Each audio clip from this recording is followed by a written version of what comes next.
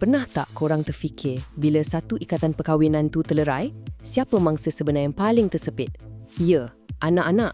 Untuk kupasan kali ini, kita akan selami satu situasi awam yang sangat meruntun jiwa yang baru-baru ni melanda pelakon Hafiz Rushdi.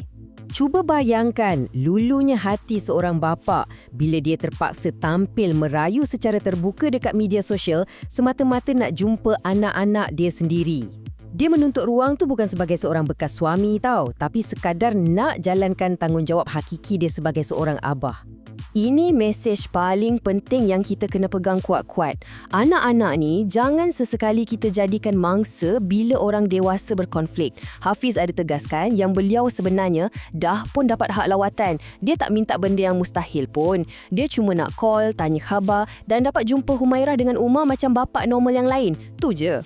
Dipendekkan cerita, dorang ni berpisah lepas 7 tahun mendirikan rumah tangga dan dikurniakan 2 cahaya mata. Memang mungkin banyak kesilapan yang pernah berlaku pada masa lalu.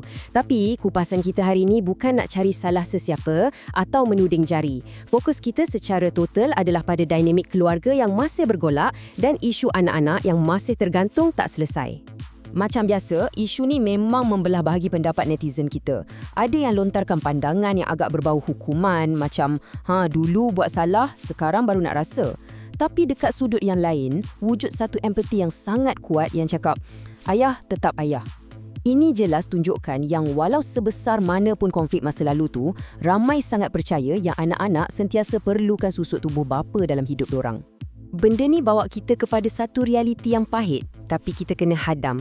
Bila hubungan suami isteri berakhir, tanggungjawab sebagai ibu dan ayah tetap belum selesai. Ya, pasangan boleh berhenti menjadi suami isteri melalui lafaz cerai, tapi ikatan dan tanggungjawab sebagai mak ayah tu takkan pernah terputus sampai bila-bila.